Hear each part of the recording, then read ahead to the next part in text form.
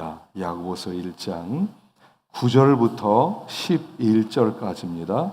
야고보서 1장 9절부터 11절까지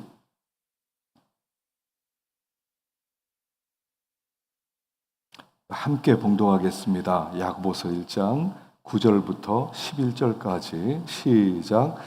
낮은 형제는 자기의 높음을 자랑하고 부한 자는 자기의 낮아짐을 자랑할지니 이는 그가 풀의 꽃과 같이 지나감이라.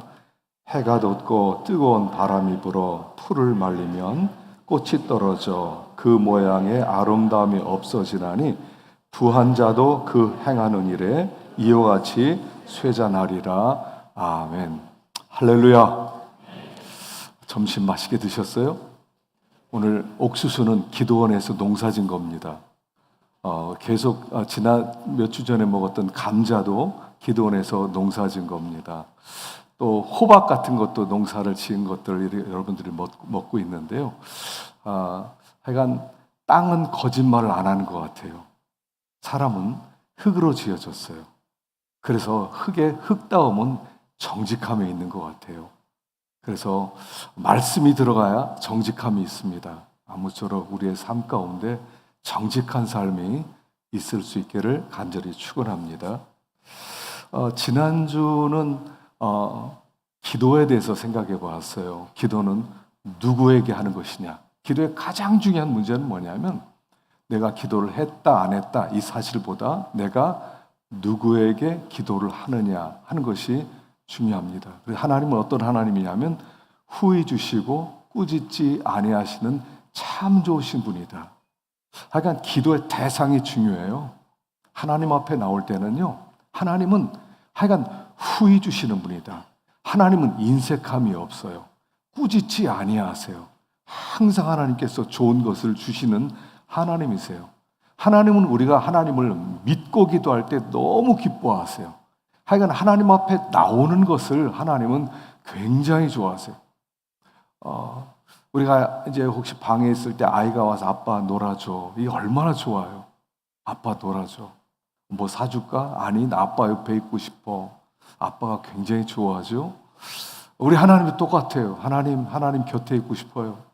하나님 정말 하나님이 좋아요. 그냥 하나님께 나오기만 하더라도 하나님의 마음이 뜨거워지는 거예요. 그래서 우리 하나님은 후히 주시고 꾸짖지 아니하시는 좋은 하나님이다. 그래서 아빠라고 그러라고 그랬어요. 야, 아빠라고 불러라. 나 하나님이라고 그러지 말고 아빠라고 불러라.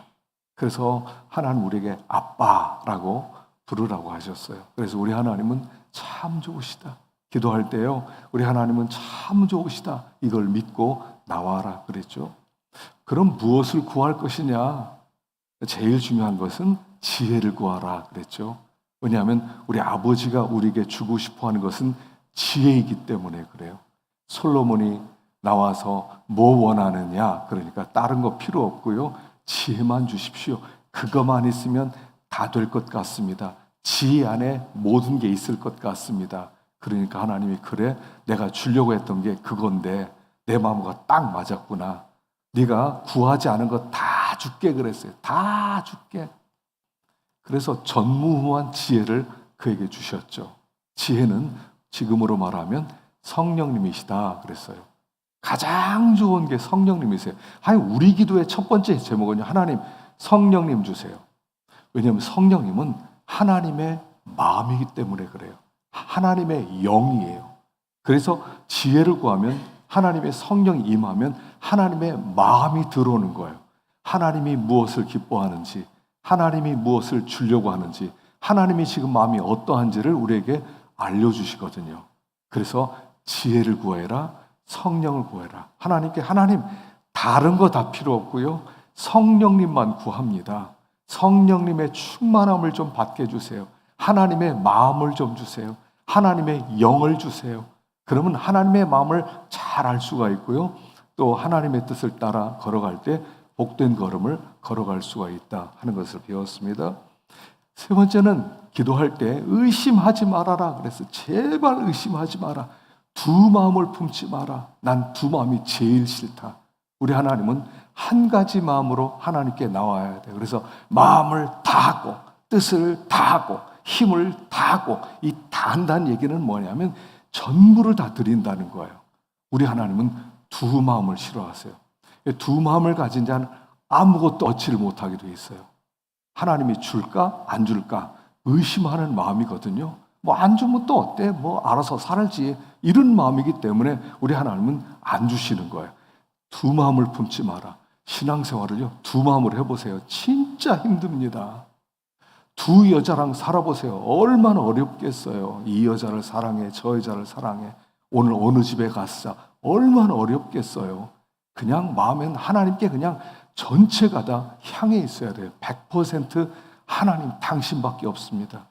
나는 다른 대안이 없습니다. 하나님이 나의 대안입니다. 하나님이 나의 전부입니다. 이럴 때 하나님께서 우리에게 기도에 응답하시고 우리를 보호하시는 거예요. 생각해 보세요. 두 마음을 가져보세요. 두 마음을 가져보세요. 정말 괴로워요. 아무것도 되는 게 없어요. 아무것도 얻어지는 게 없어요. 그냥 한 마음이어야 돼요. 의심하지 마라. 의심하는 자는 바람에 밀려 요동하는 바다 물결 같다. 무엇이든지 얻으려고 생각하지 마라. 아무것도 얻지 못하게 될 것이다. 그래서 한 마음 가진 사람이 행복한 거예요. 하나밖에 없다. 이게 좋은 거예요. 하나밖에 없다. 그래서 우리 하나님께는요, 그냥 마음을 그냥 쏟아붓는 거예요. 하나님께. 하나님, 난 당신밖에 없습니다. 당신에게 나는 인생을 걸었습니다. 당신에게 내가 결판을 내겠습니다. 그렇게 나올 때 우리 하나님 기도도 응답해 주시고 우리가 복되게 되고 우리가 흔들리지 않는 거예요. 하나님께 뿌리를 깊이 내리고 하나님께 간구해라 하는 것을 배웠습니다. 자, 오늘은 가치관에 대해서 제일 기독교의 제일 문제는 첫 번째가 뭐냐면 시험의 문제라고 그랬죠. 우리는 매일매일 시험을 당해요. 하루 일주일 동안 살아가면서 수많은 시험이 찾아와요. 늘 흔들리죠. 시험에 그러다가 시험에 들어버리고 시험에서 벗어나지 못하고 그 다음에 두 번째가 기도의 문제라고 그랬죠. 그래서 우리가 기도의 문제를 생각했고 세 번째는 가치관의 문제예요. 그리고 오늘 세 번째 가치관 얘기가 나와요. 이 가치관 이야기는요, 창세기 1장부터 나오는 거예요. 창세기 1장부터. 신앙생활은 뭐냐면 새로운 월드뷰를 갖는 거예요. 세계관, 새로운 가치관. 그래서 새로운 가치관을 가질 때 사람이 바뀌어지는 거예요. 여러분, 예수를 믿는다는 것은 뭐라고 그랬죠? 거듭났다는 뜻이에요. 거듭났다. 그래서 니고데모가 예수님께 찾아왔을 때 예수님께서 거듭나지 않으면 하나님 나라를 볼 수도 없다 이렇게 말씀하세요. 거듭남. 그래서 중생이라고 하는 것은 뭐냐면 다시 태어남, 다시 태어났다는 얘기예요. 그냥 뭐 좀 이렇게 쓰면 새로운 생각을 가졌다 이런 게 아니라 거듭나는 거예요. 다시 말하면 새로운 세상에서 탄생하는 거예요. 새로운 세상으로 태어나는 거예요. 창세기 1장에 어떻게 시작합니까? 하나님께서 세상을 창조하시는데 맨 처음에 창조한 게 뭐냐면 빛이 있어라 이렇게 말씀하세요. 빛이 있어라. 그래서 이 세상은 어둡고 그 다음에 무질서하고 혼돈 속에 있었는데 빛이 있어라 그러면서 빛이 들어오면서 창조가 시작되는 거예요. 그 빛이 들어가는 거예요. 이게 월드뷰예요.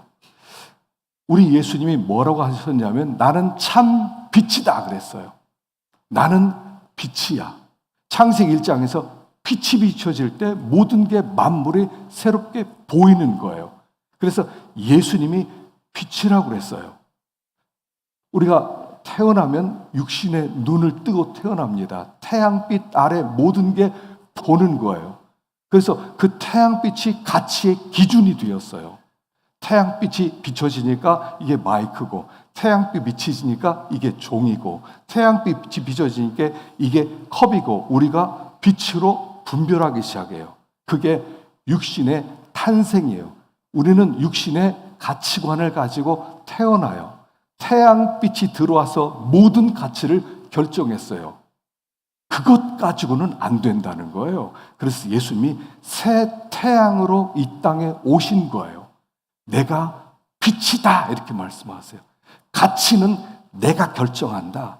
너희들이 태양빛으로 내리는 결정은, 그 가치는 진짜 가치가 아니다. 그건 가짜 가치다. 이제부터 진짜 가치를 가르쳐 주마. 그리고 우리 예수님께서 빛을 비춰주시는 거예요.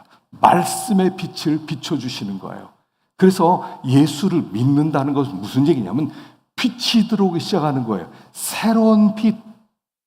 옛날에는 세상 빛이 비춰졌어요. 옛날에 귀하다 생각했던 것이 예수님의 빛으로 딱 보니까 그 가치가 진짜가 아니라는 것을 발견하게 되는 것이죠. 그래서 새로운 가치관, 뉴 월드뷰를 갖는 거, 그게 신앙이에요. 그래서 신앙은요, 그 빛이 자꾸 더 깊이 들어가고 더 밝게 비춰져야 돼요. 여러분, 신앙생활을 오래 한다는 것의 기쁨이 뭐냐면 새로운 빛이 자꾸 내 안에 들어온다는 거예요. 빛이 들어왔어요. 예수의 빛이 옛날엔 조금 들어왔어요. 말씀을 조금 알았어요. 그럴 때는 아직까지 세상의 가치관에 좌우화되었어요. 그런데 예수의 빛이 점점 더 들어오기 시작하고 말씀의 빛이 점점 더 들어오니까 가치관에 대한 혼란이 일어나고 어느 순간인가 가치관의 변이가 일어나게 되는 거예요. 그래서 가치관이 완전히 바뀌게 할 때 그 사람을 그리스도인이다 이렇게 부르는 거예요. 세상 사람들은 세상 사람들 나름대로의 가치관이 있어요. 태양빛 아래서 모든 것을 판단하는 가치관이 있어요. 근데 우리는 새로운 빛이 들어오는 거예요. 새로운 빛. 그래서 예수님께서요, 죽으셨다가 부활하신 다음에 새로운 어떤 세계를 만들었어요. 그래서 그 세계를 주 안의 세계, 도피성 이렇게 말하는 거예요. 우리에게 그 세계로 들어와라. 그 세계로 들어와서 새로운 가치관을 가져라. 예수 중심의 가치관을 가져라. 이렇게 말씀하는 거예요. 그래서 그 가치관이 바뀐 사람을 그리스도인 이렇게 부르는 거예요. 그래서 아직까지 바뀌어지지 않았어요. 그냥 세상이 전부고 세상의 가치관으로 모든 것을 판단한다면 아직까지 덜 변화된 거예요. 아직까지 새로운 가치관을 갖지 못한 거예요. 여러분, 가치관이라는 것은 뭐냐면요, 내가 무엇을 진짜 중요하게 여기느냐는 거예요. 내가 무엇이 나의 진짜 힘이 되느냐는 거예요. 무엇이 왔을 때 내가 진짜 기쁨을 얻느냐는 거예요. 무엇이 나의 진짜 자랑거리냐는 거예요. 입만 열면 자랑할 수 있는 나의 자랑이 무엇이냐, 그게 가치관이라고 그래요. 진짜로 중요하게 여기는 것은 자꾸 말하게 돼 있어요. 진짜로 중요하게 있는 것을 얻기 위해서 우리는 자기의 시간을 들이고 마음을 들이고 물질을 들이고 목숨을 들일 수가 있는 거예요. 그게 가치관이에요. 내가 가장 사랑하는 게 무엇입니까? 그게 내가 가장 중요하다고 여기는 거예요. 우리는 그것을 예배하고 있어요. 우리가 이렇게 하나님 앞에 예배드리는 것은 하나님 그분이야말로 이 세상에 가장 가치 있는 분이다. 내 시간을 드리고 물질을 드리고 마음을 들여서 내 모든 것을 들여서 그것을 경배할 수 있다. 그래서 나와서 예배를 드리는 거예요. 근데 사실 보면요, 일주일 동안 살아가면서 내가 정말 뭔가에 집착하는 사람이 있어요. 진짜 그게 중요하다고. 사실 그것을 예배하는 거예요. 일주일 내내 하나님을 생각해요. 일주일 내내 생각하는 그것이 내 가치관의 중심이에요. 내 마음을 가장 많이 차지하는 것, 그게 나의 예배의 대상이죠. 그래서 가치관이 바뀐 사람을 그리스도인 이렇게 부른단 말입니다. 거듭난 사람은 새로운 가치관을 갖게 된 사람. 그래서 나는 새로운 세계에서 사는 사람. 그렇게 되려면요, 영적인 빛, 말씀의 빛, 진리의 빛이 계속 비춰줘야 돼요. 그래서 우리의 마음속에 세상의 가치관을 완전히 몰아내고 예수님 중심적 가치관, 그 하나님 나라 중심적 가치관으로 변화될 때 우리의 삶의 목적이 바뀐 것이 되는 거예요.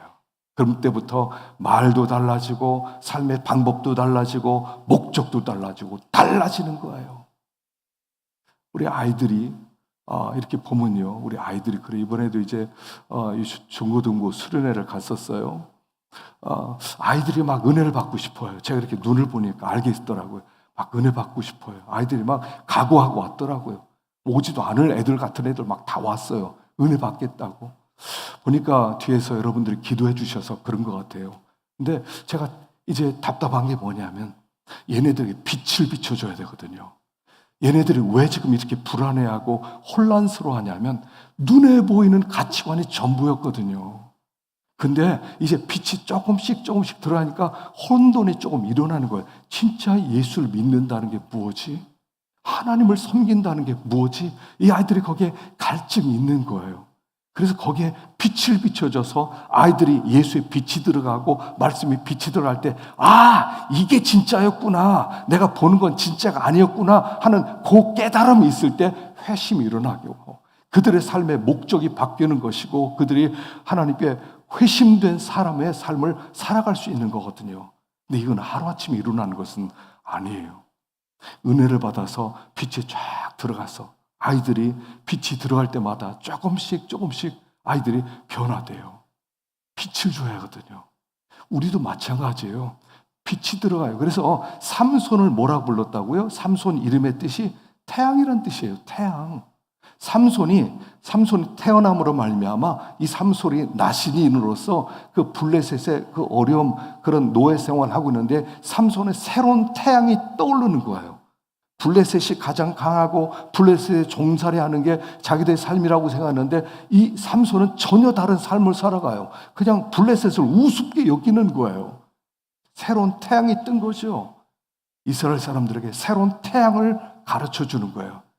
너희들이 지금 블레셋에 굴복하는 것은 진정한 삶이 아니다. 진짜 태양이 있다 하는 것을 보여주는 거죠.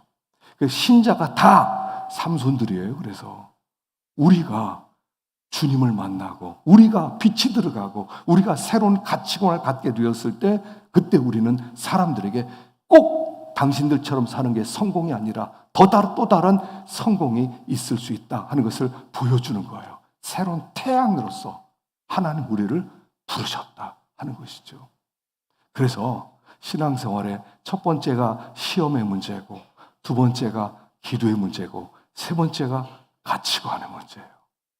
결국 이 새로운 가치관을 갖게 될 때 뉴 월드뷰, 새롭게 세상을 바라볼 수 있고 그리고 우리는 이 사람들과 전혀 다른 삶을 향해서 달려갈 수 있다는 것을 가르쳐 주는 거예요. 자, 오늘 여기 한번 본문 보겠습니다. 자, 빌립보서 3장 7절 한번 읽어보겠습니다. 빌립보서 3장 7절과 8절. 자, 시작. 그러나 무엇이든지 내가 그리스도를 위하여 다 해로 여길 뿐더러 또한 모든 것을 해로 여김은 내 주 그리스도 예수를 아는 지식이 가장 고상하기 때문이라. 내가 그를 위하여 모든 것을 잃어버리고 여김은 그리스도를 얻고 그 안에서 발견되려 함이니. 바울도 원래 자랑할 게 많았어요. 그는 베냐민 지파였죠. 난지 8일 만에 할례를 받았어요. 이스라엘 중에 이스라엘 백성이에요. 그러니까 그리고 가말리알 문화에서 율법을 배웠어요. 그는 바리새인처럼 철저한 율법에 열심히 있는 자였어요. 그는 자랑거리가 많았어요. 지금으로 치면 어떤 교수님은 그렇게 얘기를 하더라고요. 지금으로 말하면 바리새인 중에 바리새인이라고 가말리알 문화에서 배웠다는 것은 바울이 하버드에서 박사학위를 받고 케임브리지에 가서 박사를 새로 받고 독일 튜빙겐 대학교에 가서 거기서 새로운 종교학 박사를 받고 전 세계적으로 박사학위 한 5개 정도 받은 사람과 같다 할 만큼 그는 자랑거리가 많았다는 거예요. 전혀 부끄러움이 없이. 그리고 거기 열심히 있어서 율법을 반대하는 그를 잡아 죽이기 위해서 전 세계를 다니는 열정도 있는 사람이었고, 근데 주님을 딱 만나고 나니까 내가 자랑했던 모든 것들은 다 배설물이었다. 내가 자랑했던 모든 것들은 다 쓰레기였다, 똥더미였다 하는 것을 발견했다는 거예요. 이게 가치관의 변환이죠. 가치관의 변환. 그래서 예수님 딱 만나고 나니까 다 필요 없구나. 예수님이 제일이구나. 나 예수님을 더 알아야 되겠다. 예수님의 십자가의 고난에 참여해야 되겠다. 그래야 내가 부활에도 참여할 수 있을 것 아니냐. 그래서 예수 그리스도께 잡힌 바 된 것을 잡으려고 달려가노라 라고 고백하는 삶을 살게 되었죠. 중요한 것은 가치관이라는 거예요.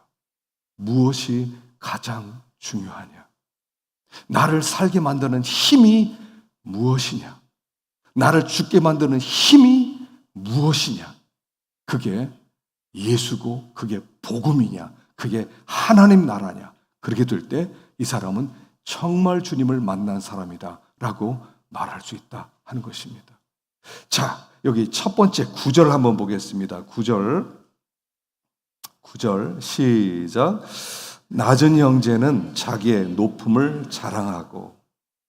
낮은 형제는 신분이 좀 낮다 이렇게 볼 수가 있어요. 당시에 신분 낮은 이 로마 시대는요, 자유인이 있었고 아니면 심권자도 있었고 그 다음에 평민도 있었고 그 다음에 노예도 있었고 다양한 이런 계층이 달랐어요. 신분의 계층, 마치 지금 인도하고 똑같아. 이 카스트 제도. 이 인도는 이 카스트 제도 때문에 아주 불가촉 천민이 있죠. 이 사람들은 만져도 안 돼요. 만지면 부정타기 때문에 이 사람들은 따로 저 동네에서 따로 살게 만드는데 그냥 똥덤이 있는 그냥 똥 쓰레기통 그런 데서 살게 만들어요. 그런 지금으로 치면 그런 사람들이라고 말할 수 있죠. 노예들, 사람 취급받지 못하는 사람들, 그냥 노예로서 전쟁에 패배해서 나라는 망하고 가족들은 뿔뿔이 터지고 우리는 노예로 팔린 이런 사람들이 예수를 믿는단 말입니다. 자, 그렇게 되었을 때 이 낮은 형제는 나는 노예야. 나는 참 가치가 없어. 난 인생에 실패했어. 이러다 나 끝나는 거야. 이런 게 아니라 높아진 것을 자랑해라. 신분이 중요한 게 아니라는 거예요. 예수를 믿음으로 말미암아 신분이 높아졌다는 거예요. 예수를 믿으면요 다 똑같아집니다. 예수를 믿으면 귀족이나 노예나 다 형제가 됩니다. 남자나 여자나 다 형제 자매가 되는 거예요. 하나가 되는 거예요. 근데 우리는 사실요 세상적 가치관을 갖고 있거든요. 은근히 우리는 그런 게 좀 있습니다. 은근히 좀 있는 사람들 보면 좀 쩔쩔매고 없는 사람을 보면 무시하고 그런 게 좀 있죠. 낮은 사람은 좀 천대를 합니다. 어떤 때는 또 여자들도 좀 우습게 여깁니다. 여자들은 좀 남자들은 우월하고 여자는 조금 낮다 이런 생각을 갖고 있을 수도 있고요. 다양한 그런 자기도 모르게 세상적 가치관으로 사람을 평가하고 판단한단 말입니다. 그런데 낮은 형제는 높음을 자랑해라. 우리가 가장 밑바닥에 있던 사람입니다. 사실 우리나라가 이렇게 잘 살게 된 것도 이거 얼마 안 됐죠. 100년 전에요. 우리나라는 그야말로 여러분 옛날에 선교사님들이 한국을 조선을 묘사해서 썼던 선교 편지들을 보면요. 그야말로 우리나라는 지금 지금 저 네팔이나 저 인도학 쓰레기 더미 사는 그런 것 이상이었어요. 필리핀에 가면 그 쓰레기장 있지 않습니까? 그 쓰레기장에서 쓰레기 더미에 사는 사람. 우리나라가 그렇게 살았어요. 그냥 내과가 흘러가면요. 남녀노소 할 것 없이 거기서 똥 쌌어요. 그래서 온 동네가 똥 냄새가 풍기고요. 그냥 밟는 곳이 다 똥밭이었다는 거예요. 쓰레기 갖다 버리고. 거기다가 명성황후라고는 민비는 굿하는데 그냥 나라 재산의 10분의 1을 써버리고 제사 드리는데 나라 재산 3분의 1 우리나라 총생산의 3분의 1은 다 그냥 무당에게 갖다 주고 그 다음에 굿하고 제사하고 이런 데 썼고요. 나라 꼴이 말이 아니었어요. 그런데 선교사님이 들어와서 우리나라가 그나마 이렇게 살게 되었고요. 우리가 옛날에 낮은 자리였어요. 그런데 그들에게 복음이 들어가니까 그들이 달라지더라는 거예요. 우리가 신분을 보고 나 자신을 보고 난 참 낮아. 나는 참 보잘것 없어. 이렇게 생각하지 말라는 거예요. 높음을 자랑하라는 거예요. 우리를 어느 자리로 높이셨습니까? 하나님 보좌 우편에 우리를 앉히셨다고 그랬어요. 아예 앉힐 것이다가 아니에요. 앉히셨다고 나오잖아요. 에베소서 2장에 하나님 보좌 우편에 앉히셨다.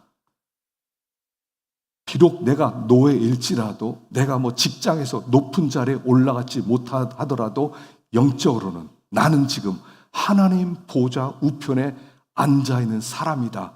여기에 대한 자랑이 있어야 된다는 거예요. 나는 하나님 보좌 우편에 앉아있는 하나님의 아들이고 예수님과 함께 온 세상을 통치할 왕이야. 높아진 것을 자랑하라는 거예요. 그냥 세상적 가치관, 사람들의 가치관으로 바라보면서 난 보잘것없어 이렇게 생각하지 말고. 저는 우리 교회 이용희 집사님 어디 있어? 이용희 집사. 이용희 집사님 손 들어봐요. 한번 일어서 봐요. 저분이요 아주 참 귀한 분이에요. 귀한 분이에요. 앉으세요. 저분이요 이제 아침에 휴지를 주스러 가세요. 아침에 일찍 8시부터 휴지 주스러 가세요.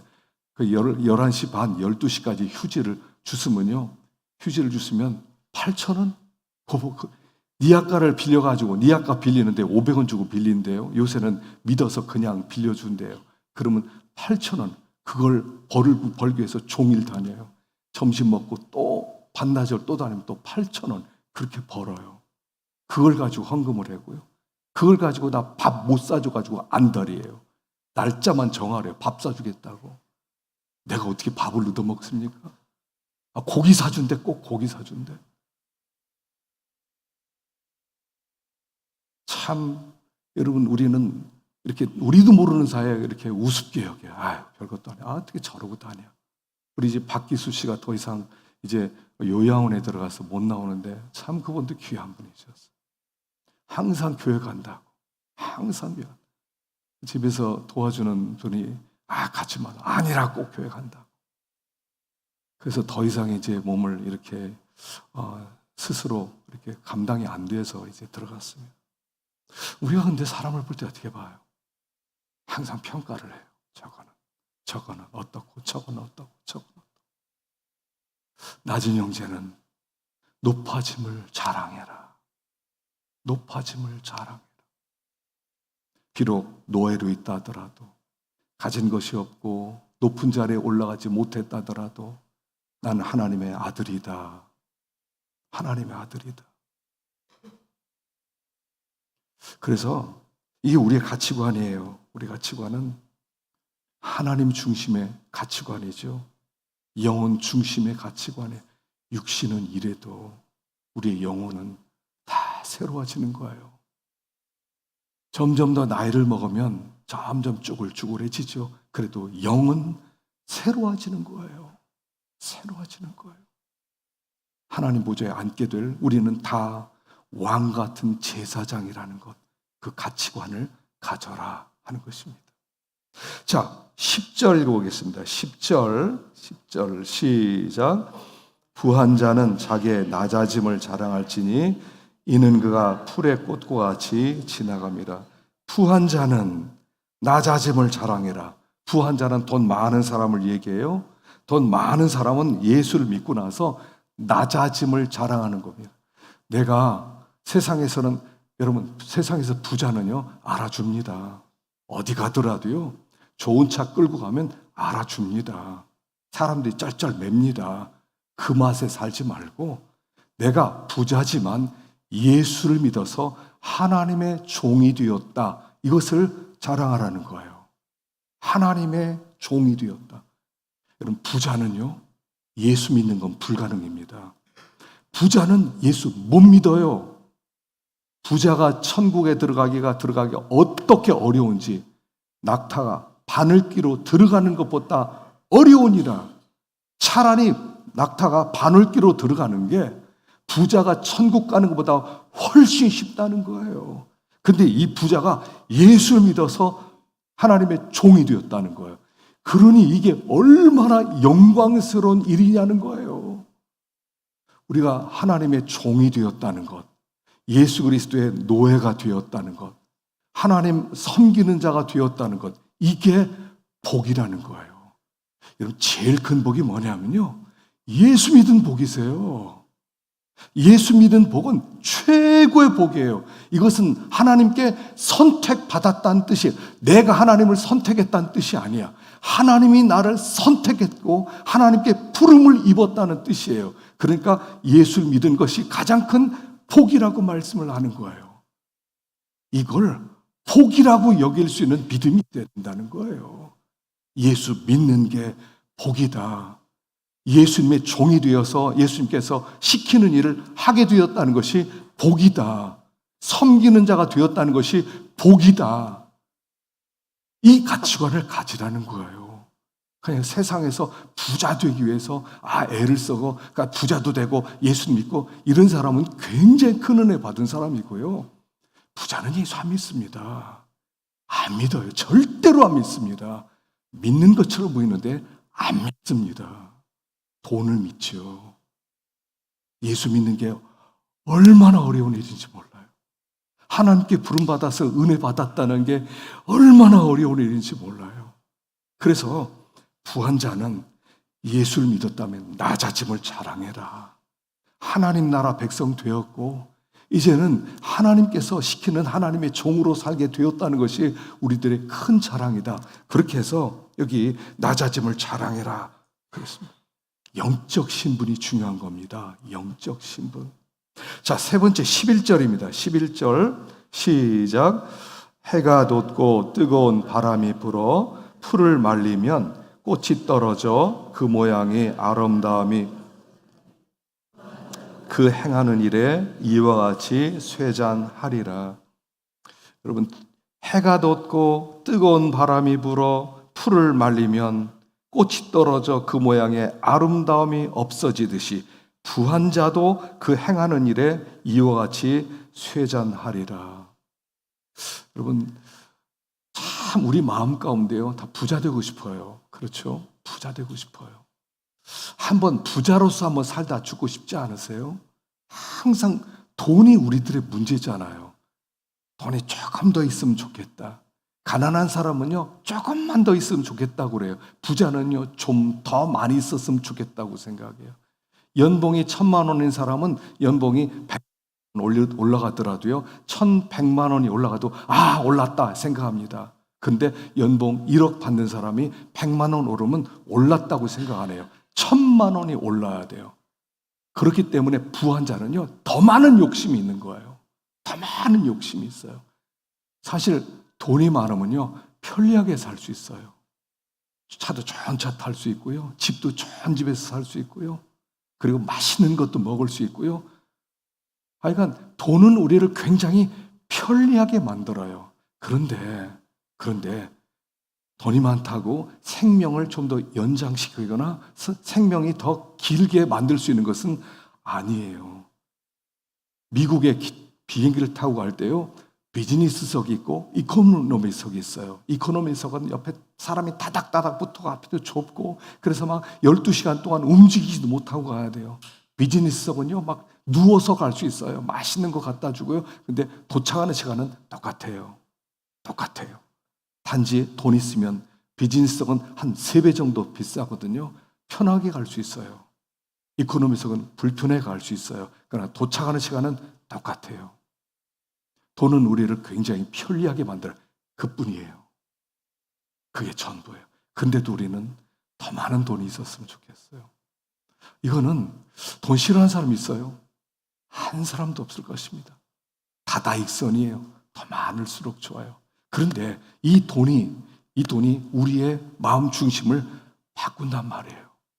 바꿔요. 그래서 여기 잠언서 18장 11절에 보면 이렇게 부자의 재물을 설명합니다. 읽어볼까요? 시작. 부자의 재물은 그의 견고한 성이라 그가 높은 성벽같이 여기느니라. 성같이 여기는 돈이 많아.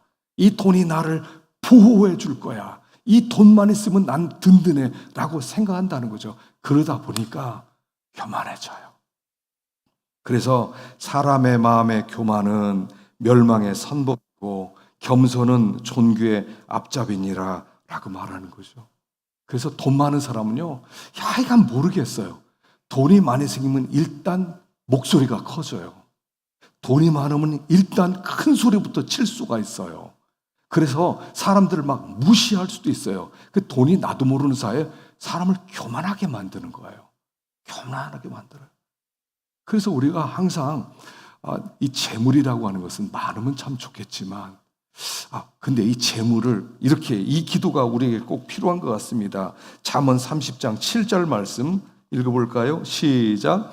내가 두 가지를 주께 구하였나 내가 죽기 전에 내게 거절하지 마옵소서. 곧 헛된 것과 거짓말을 내게서 멀리 하옵시며 나를 가난하게도 마옵시고 부하게도 마옵시고 오직 필요한 양식으로 나를 먹이시옵소서. 혹 내가 배불러서 하나님을 모른다 여호와가 누구냐 할까 하오며 혹 내가 가난하여 도둑질하고 내 하나님의 이름을 욕되게 할까 두려워함이니이다. 두 가지 기도 제목이 있었는데 하나님 너무 부자 만들어 주지 마세요 하는 게 첫 번째 기도였다는 거예요. 하나님 너무 부자 되게 하지 마십시오. 그러면 내가 배가 불러서 하나님 반드시 모른다고 할 것입니다. 하나님 그렇다고 너무 가난해지면 도둑질하다가 하나님 떠날 수도 있습니다. 하나님 적당히 주세요 라고 기도했다는 거예요. 오늘 이 시대 오늘 우리에게 필요한 기도가 이 기도인 줄 압니다. 하나님 적당히 살게 해주세요. 큰 부자 되게 해주지 마십시오. 여러분 돈이 이길 수 있을 것 같으세요? 갑자기 한 100억이 하늘에서 떨어졌다 칩시다. 여러분 여기 앉아있을 사람 얼마 없을걸요? 한 100억 생기면 예수 믿을래요? 그 100억 써야지. 어떻게 여기 앉아있겠어요? 저도 그렇게 생각해 봤어요. 100억 있으면 내가 목회 계속 할까? 여러분 할 것 같아요? 안 할 것 같아요? 할 것 같아요? 안 할 것 같아요? 나를 몰라요. 나를 몰라요. 난 안 할 거예요. 제가 생각해 보니까 안 할 거예요. 안 할 거예요. 하나님께 기도, 하나님 100억 좀 큰일 납니다. 100억 좀 큰일 나요. 안 돼요. 여러분 우리는 돈을 감당 못 해요. 너무 큰 부자 되려고 하지 마세요. 하나님 제발 돈 좀 적게 벌게 해주세요. 제발 적게 벌게. 그렇게 기도했단 말이에요. 이 사람이. 이 아굴이 그렇게 기도했다는 거. 하나님 너무 부자 만들면 나 분명히 하나님 떠납니다. 근데 너무 가난해지면 나 도둑질하다가 하나님 또 떠날 겁니다. 그러니까 하나님 적당히 주세요 라고 했다는 겁니다. 적당히 주세요. 우리는 물질을 못 이겨요. 물질 이기는 사람 제 가는 한 없어요. 없어요. 물질 이기는 사람 사기꾼밖에 없어요. 막 돈을 주고 싶어서 견딜 수 없대요. 이런 사람 진짜 조심하셔야 돼요. 사기꾼이요. 돈 쓸 데가 없어서 어디 좋은데 돈 쓸 데 없냐고 막 찾아온다니까요. 옛날에 우리 교회 어떤 사람 한 번 왔었죠. 막 돈이 많아서 나는 이 돈을 어떻게 하지를 못하겠다. 좋은 일 좀 저한테 와서 좋은 일 좀 얘기 좀 해달라. 내가 돈을 마음껏 주고 싶다. 그래서 막 선교사님 얘기를 했죠. 어떤 선교사님 저 교회 짓고 뭐 했더니 돈 내길 몰래요. 돈 내길 뭐예요? 나중에 사기치고 떠났죠. 돈을 못 이겨요. 못 이겨요. 이긴다고 생각하지 마세요. 못 이겨요. 제가 너무 부정적인가요? 돈을 못 이겨요. 제가는 한 당장 1, 2억만 생겼어도 막 눈이 그냥 밤에 잠을 못 잘걸요. 1, 2억만 생겨도 우리는 돈을 못 이겨요. 그래서 여기 보십시다. 잠언 23장 5절 읽어보겠습니다. 시작. 내가 어찌 허무한 것에 주목하겠느냐. 정령의 재물은 스스로 날개를 내어 하늘을 나는 독수리처럼 날아가리라. 재물을 허무한 거라고 얘기해요. 독수리라고 해요. 날아가면요 순식간에 날아가요. 순식간에 날아가요. 돈 날아가는 건 순식간에 날아가요. 모으는 데는 시간이 걸려도요 순식간에 날아간다. 그래서 거기에 주목하지 말고 디모데전서 6장 7절에는 이렇게 말씀합니다. 시작. 우리가 세상에 아무것도 가지고 온 것이 없음에 또한 아무것도 가지고 가지 못하리니 우리가 먹을 것과 입을 것이 있은즉 족한 줄로 알 것이니라. 부하려 하는 자들은 시험과 올무와 여러 가지 어리석고 해로운 욕심에 떨어지나니 곧 사람으로 파멸과 멸망에 빠지게 하는 것이라. 돈을 사랑함이 일만 악의 뿌리가 되나니 이것을 탐하는 자들은 미혹을 받아 믿음에서 떠나 많은 근심으로써 자기를 찔렀도다. 우리가 하나 이 땅에 올 때 아무것도 가지고 온 게 없어요. 그리고 갈 때도 아무것도 가지고 가지 못할 거예요. 아무것도 가지고 가지 못해요. 빈손 들고 왔다가 빈손 들고 갈 거예요. 지금 내가 가지고 있는 것도 사실은 내가 가진 것이 아니에요. 다 놓고 갈 거 아닙니까? 가지고 가실래요? 금덩어리를 만들어서 가지고 가실래요? 가지고 가지 못해요. 그렇기 때문에 먹을 것과 입을 것이 있으면 족한 줄로 알라. 하나님이 그냥 먹고 살게 만들어주고 입을 옷 정도 있으면 하나님 감사합니다. 족합니다. 감사합니다. 자족하라는 거예요. 자족해라. 하나님 감사합니다. 먹을 밥이 있네요. 입을 옷이 있네요. 그럼 됐습니다. 우리가 이런 사람이라고 그랬죠. 우리는 이미 예수를 믿어 구원을 받았고 천국으로 빨리 옮겨져야 되는 사람이라고 그랬잖아요. 빨리 옮겨질수록 좋은 거예요. 늦게 가는 건 고생 많이 하다 가는 거고 빨리 갈수록 좋은 거예요. 그러니까 그냥 오늘 옮겨질 수도 있는데 하나님 먹을 것과 입을 것이 있습니다. 하나님 감사합니다. 그렇게 하루씩 살아가라는 거예요. 너무 멀리 미래를 준비해 놓는다고 생각하지 말고 하루씩 살아가라는 거예요. 하나님이 어느 날 됐어 이제 와 하는 그날 예 하고 막 달려가면 되는 우리이기 때문에 너무 많이 쌓아두고 너무 많이 필요하다고 생각하지 말라 하는 것입니다. 돈은 중립이에요. 그런데 돈을 막 내가 더 모아야 돼. 난 돈이 너무 필요해. 그래서 돈을 사랑하는 마음이 문제인 것이지 돈 자체가 무슨 죄가 있습니까? 근데 돈을 너무 사랑하면 근심이 항상 있어요. 항상 근심이 나를 찔러요. 돈이 없는데 이거 어떡하지? 돈이 없는데 이거 어떡하지? 저건 어떡하지? 현재만 걱정해요. 미래까지 다 걱정하지 않아요? 미래는 어떻게 살지 이러면서 미래에 대한 근심으로 나를 찌르고 있단 말이죠. 그래서 그냥 주신 것 있으면 족하다, 감사다. 그리고 나서 이렇게 생각하라는 겁니다. 6장 17절 시작. 내가 이 세대 부한 자들을 명하여 마음을 높이지 말고 정함이 없는 재물에 소망을 두지 말고 오직 우리에게 모든 것을 후히 주사 누리게 하시는 하나님께 두며 선을 행하고 선한 사업을 많이 하고 나누어 주기를 좋아하며 너그러운 자가 되게 하라. 이것이 장래 자기를 위하여 좋은 터를 쌓아 참된 생명을 취하는 것이니라. 부한 자들에 대해서 나도 부해주고 싶다 이런 마음 품지도 말고 나는 부자가 될 거야. 나는 몇십억을 모으고야 말 거야. 그런데 소망도 두지 말고 마음을 하나님께 두라. 모든 것을 후히 주사 누리게 하시는 하나님. 하나님이 주시기도 하고 하나님이 누리게도 해주셔야 돼요. 가지고 있지만 누리지 못하는 사람이 얼마나 많아요. 그래서 부자 거지들이 얼마나 많아요. 돈은 그렇게 많은데 거지처럼 살아요. 남들에게 밥 한 끼 대접도 못하는 거지들이 너무나 많단 말이에요. 누리지를 못하는 거예요. 하나님이 그 마음을 안 주셨으니까. 그래서 선을 행하고 선한 사업을 많이 하고 나눠주기를 좋아하며 너그러운 자가 되라. 하나님께서 좀 주셨다 생각하셨습니까? 그럼 선을 행하고 선한 사업을 하고 나눠주기를 좋아하고 너그러운 자가 되고 이게 장래 자기를 위하여 좋은 터를 쌓아 참된 생명을 취하는 것이다 그랬어요. 그래서 자꾸 대접해라는 거죠. 대접해요. 이번에 우리 여름 아이들 집회하는데 보니까 뭐 이분 저분들이 이렇게 후원금도 보내주시고 그래서 너무 감사를 해요.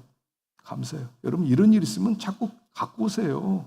이번에 교육부서에 뭐 한다고 그러는데 한 돈 10만 원 주고 식사라도 좀 하고 수박이라도 사람 뭐 이런 것도 못 합니까? 이 정도는 할 수 있는 거 아니에요? 근데 그거 아무나 못 하더라고요. 이렇게 가르쳐줘도 못 하더라고요. 어렵다 그러면 가서 그냥 좀 주고요. 뭐 큰 돈 들어가는 거 아닌데 이게 엄청나게 좋은 일이란 말이에요. 자꾸 이렇게 섬기다 보면 섬기는 사람이 되는 거예요. 섬기는 사람이 되는 거예요. 그래서 자꾸 좀 대접하고 섬기고 좀 너그러워, 마음이 좀 인색하지 말고 좀 너그러웠으면 좋겠어요. 좀 너그럽게 좀 이렇게. 아이들 보면 용돈 주고 싶은 생각도 들고, 중고등부 학생들 보면 괜히 야 일로 와봐, 내가 뭐 사줄게, 야 가서 밥이라도 사 먹어라. 그거 얼마나 좋아요. 그렇게 좀 하면은 아이들은요, 제가 장담합니다. 중고등 학생 때 밥 한 끼 얻어먹으면요 잊을 수 없습니다. 죽을 때까지. 얼마나 좋아요. 한 5만 원 줬더니 이 아이가 죽을 때 되도록 그 사람을 기억하는 거예요. 그때 내가 5만 원 줬는데 깜짝 놀랐지. 얼마나 좋아요. 아니 그 정도로 해서 기억에 남을 수 있다면 얼마든지 할 수 있는 거 아닙니까? 근데 이걸 못해요. 이걸 못해요. 새로운 가치관을 가지라는 거예요. 물질은 참 좋은 거지만, 참 필요한 것이지만 쓰라고 주시는 거예요. 쓰라고. 아끼기만 하지 말라고. 아끼기만 하지 말고. 아끼는 건 너무 잘해. 쓰는 걸 못해요. 그래서 아이들에게, 외국에서는 그런다죠. 아이들에게 용돈 줄 때 용돈 쓰는 법부터 가르치는 거예요. 돈 주고 이거 쓰고 와라. 어디다 썼는지 보고해라. 그래서 아이들이 쓸 줄 알면 그때부터 용돈을 주기 시작하는 거예요. 근데 모으기만 해. 통장에 모으고 아이들을 다 구두쇠로 만드는 거예요. 쓰게 만들어 주세요. 하나님이 얼마든지 후히 주시고 누리게 하시는 하나님이에요. 후히 주시고 누리게 하시는 하나님이에요. 너무 아끼지 마세요. 구두쇠처럼 되지 마세요. 제발 인색 좀 하지 말라고요. 그냥 구두쇠가 돼가지고 그냥 돈을 막 모아가지고 막 이러고 있어요. 돈 아껴야 된다고. 누가 쓸 건데요? 누가 쓸 건데요? 우리가 살면 얼마나 살 것 같아요? 여러분, 굉장히 긴 것 같죠? 아니더라고요. 저는 개인적으로 한 80세까지 살면 은혜다 이렇게 생각하거든요. 그 이후로는 그 이전에도 데려갈지 모르겠지만 따져보니까요 18년, 17년밖에 안 남았더라고요. 17년 남았더라고요. 제가 17년 동안 뭐 할 거예요? 돈 막 쌓아두고 가지고 뭐 할 거예요? 바로 하나님이 부르면 바로 하나님 앞에, 눈앞에 딱 가서 하나님 얼굴 이렇게 뵐 텐데, 예수님 얼굴 딱 이렇게 뵐 텐데, 1대1로 만나게 될 텐데 뭘 그렇게 싸가지고 그러고 다니란 말이에요. 그래서 선을 행하고 선한 사업을 많이 하고 나눠주길 좋아하고 너그러운 자가 되라. 아멘. 억지하면. 사실 돈은 참 귀해요. 제가 말은 이렇게 하지만 어려워요. 섬기는 사람 되었으면 좋겠어요. 간혹 이렇게 보면 뒤에서 이렇게 헌금하는 분들을 보면 그냥 생각도 않은 분들이 막 헌금하더라고요. 선교제 누가 부족하다는데 이것 좀 갖다 주시고, 어떤 때는 막 거금을 막 해요. 제가 놀랄 때가 있어요. 이분이 돈이 어디서 나서 이런 헌금을 하지? 귀한 거예요. 그게 남는 거예요. 뭐가 남겠어요? 땅에서. 새로운 가치관. 하나님 나라 중심의 가치관, 천국 중심의 가치관, 영적 신분, 변화된 신분의 가치관, 그것을 가지고 우리 믿음의 길을 힘있게 정말 멋지게 믿음의 길을 걸어갈 수 있기를 간절히 축원합니다.